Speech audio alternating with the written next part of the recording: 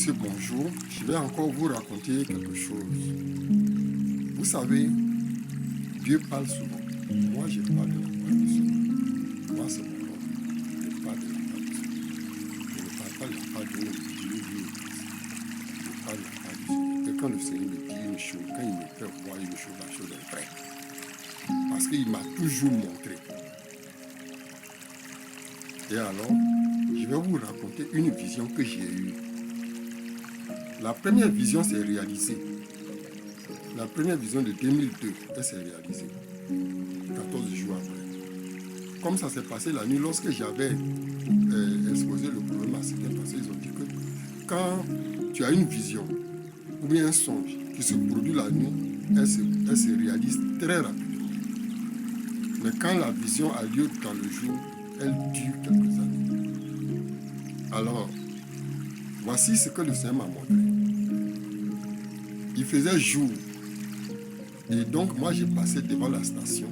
Dans la vision, j'ai passé devant la station Shell, qui se trouve en face de l'ancienne mairie de Cody, à côté du 8e arrondissement, pour qu'on puisse savoir. Ça, c'est la station Shell, à part du marché Ngoa à Canadaso. Et lorsque je suis arrivé devant la station, j'ai passé de l'autre côté. Il y a un vent qui a commencé à souffler. Le vent est un peu trop fort. Dans mon esprit, je sens que le vent est fort. Mais le vent n'était pas encore fort en ce moment.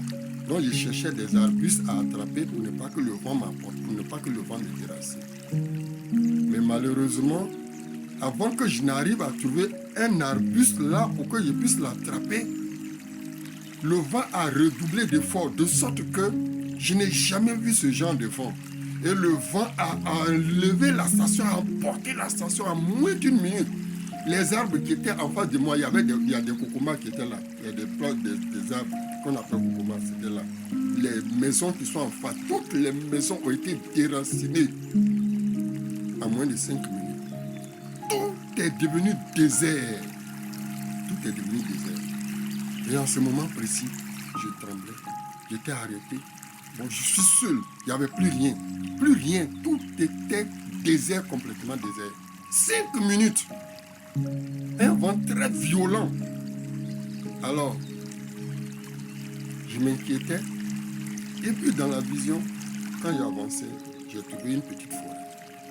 Et dans cette petite forêt-là, il y a quelque chose de particulier qui était là. J'ai vu une rivière.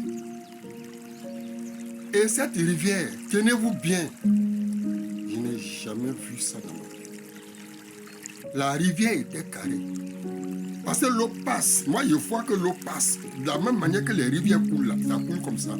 Mais la rivière est carrée.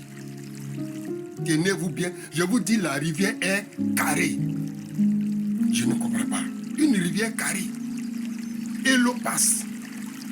Alors, je me suis approché de l'eau pour regarder le fond. Je regarde, le fond est tellement limpide. Le fond est tellement limpide. C'est-à-dire, l'eau est tellement limpide qu'on voit le sable. Il n'y avait même pas de saleté en bas. Donc j'ai avancé mon doigt parce que je voulais toucher. Je pensais que bon, l'eau, je pourrais toucher le fond. Et en ce moment précis, j'entends une voix qui me parle de là-haut. L'eau que tu vois, elle fait 25 mètres de profondeur. Et puis c'est tout. Donc, en d'autres termes, si tu avances ton doigt, tu n'arriveras jamais, tu n'atteindras jamais le fond. C'est ce que ça veut dire simplement. Ok.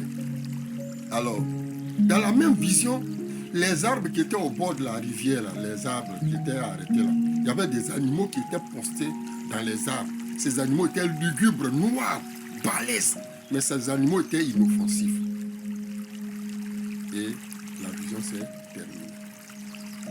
Moi, je n'ai pas compris exactement ce que la vision voulait dire.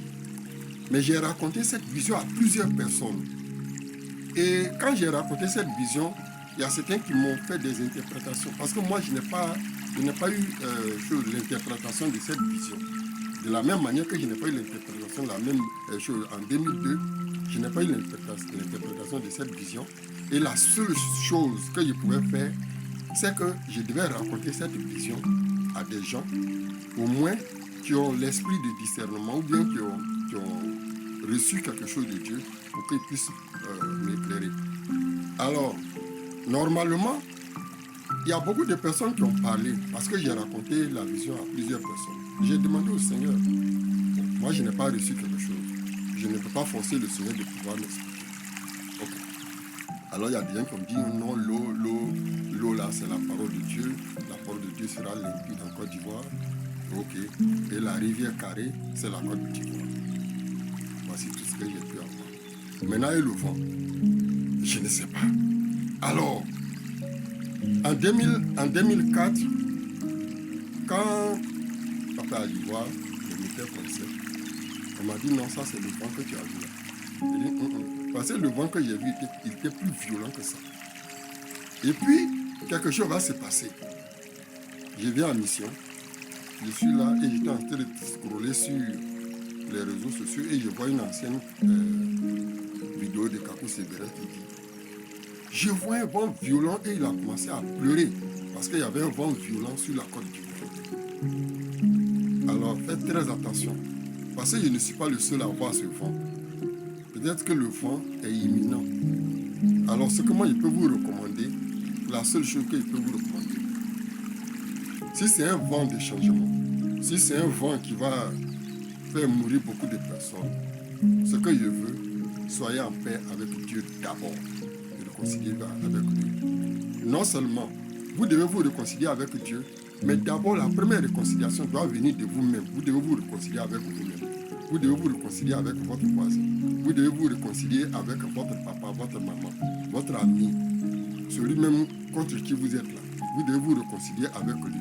Vous devez vous réconcilier avec tout votre entourage pour ne pas que effectivement ce vent vous emporte. Parce que le vent a apporté beaucoup de choses. Ce que je suis en train de vous dire, ce n'est pas de l'amusement parce que quand moi je reçois une chose, ce que je reçois toujours est vrai. Voilà. Et je ne suis pas là pour pouvoir plaire à qui que ce soit. Ce n'est pas... Je ne cherche même pas à plaire à qui que ce soit. Comme l'apôtre Paul pouvait le dire dans le livre de Galates chapitre 1. Oui. Si je cherchais à plaire aux hommes, je ne serais pas serviteur de Christ. Mais comme moi, c'est Christ, je veux servir. Ce qu'il me dit, c'est ce qu'il me dit. Et je n'ajouterai rien parce que moi, je ne sais pas. Voilà. Ce qu'il me dit, c'est ce qu'il dit. Que Dieu vous bénisse. Il fasse en sorte que votre cœur soit ferme. C'est maintenant que vous devez, effectivement, c'est maintenant que vous devez maintenant vous attacher à la parole de Dieu. Que Dieu vous bénisse.